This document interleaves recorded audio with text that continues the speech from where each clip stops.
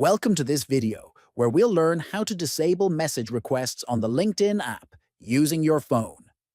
In this tutorial, you'll discover how to control who can contact you on LinkedIn, ensuring a cleaner and more private messaging experience. First, open the LinkedIn app on your phone.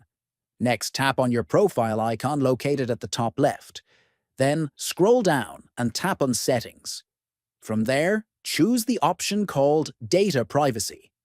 After that, scroll down until you find the section labeled Messages. Once you're in the Messages section, look for the feature called Message Requests. Finally, turn off the Message Requests option to stop receiving message requests from people who are not connected with you. Now you have successfully disabled message requests on your LinkedIn app. If you found this video helpful, don't forget to subscribe to the channel, like the video, and share it with others. Thanks for watching.